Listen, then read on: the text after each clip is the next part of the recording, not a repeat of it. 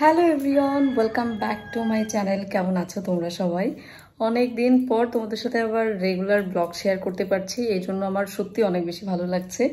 তো আজকে হচ্ছে কোজাগরি লক্ষ্মী পুজো। তোমাদের সবাইকে লক্ষ্মী পূজার অনেক অনেক শুভেচ্ছা। তো আমরা চলে এসেছি বাড়িতে, তোমরা আমার ঘরটা থেকে বুঝতেই পারছো।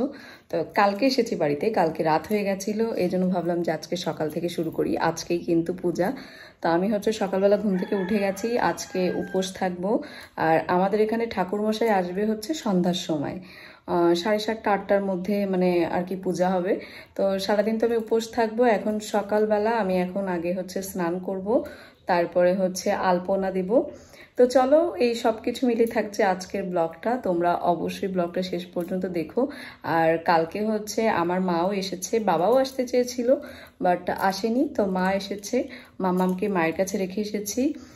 তো চলো, তো সবার ফার্স্টে রুমটা গুছিয়ে নিলাম, এরপরে এখন যাচ্ছি স্নান করতে। আর এখানে দেখো মাম্মাম কিন্তু খেলা করছে ওর দিদার সাথে বসে বসে, আর ওর একটা দিদি ছিল।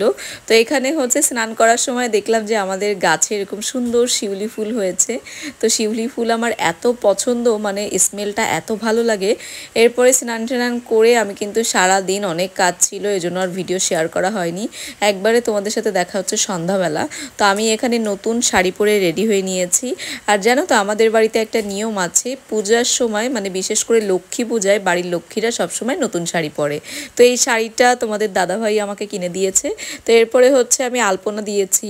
আর সত্যি কথা বলতে টাইসের উপরে কি কালার দিয়ে আমি আলপনা দেবো এটা বুঝতেই পারছিলাম না। দেন হচ্ছে আলতা দিয়ে করেছিলাম, আর তার অবস্থাটা তোমরা দেখতেই পাচ্ছ, পুরো একদম নষ্ট হয়ে গেছিলো। তারপরেও আমি ভেবেছিলাম যে পূজা পর্যন্ত থাকলেই হবে। তো পূজা শেষের পরে কিন্তু সব মুছতে যেই অনেক বেশি কষ্ট হয়ে গেছিলো।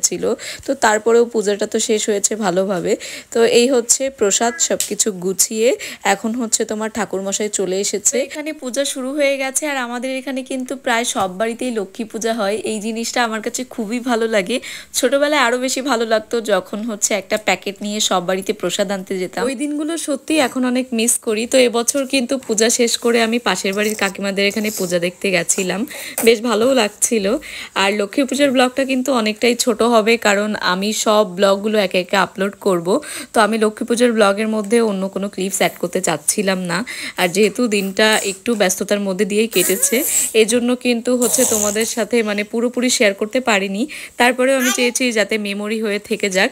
তো পূজা শেষ করে এখানে দেখো আমি সবাইকে প্রণাম করছিলাম। এদিকে দেখো মাম্মাম কিন্তু একা একা প্রসাদ খাচ্ছে, সাথে মাম্মামের বাবাকেও খাইয়ে দিচ্ছে। মানে চিন্তা করতে পারছো, এখন কিন্তু মাম্মাম আমাদের মাঝে মধ্যে খাইয়ে দেয়, মানে যা খায় আমাদের গালেও দেয়। তো কত বড় হয়ে গেছে আমার সোনা মাটা। তো যাই হোক, এরপরে তোমাদের সাথে দেখা হচ্ছে একবারে রাতের বেলা। সারাদিনে মাম্মাম অনেক খেলা করেছে, এই জন্য কিন্তু টায়ার্ড হয়ে পড়েছিল, তাই তাড়াতাড়ি ঘুমিয়ে পড়েছিল। আর পরদিন সকালে উঠেই আমরা খুলনা যাওয়ার উদ্দেশ্যে রওনা দিয়ে দিয়েছি, এর মধ্যেই শুরু হয়ে গেছে বৃষ্টি।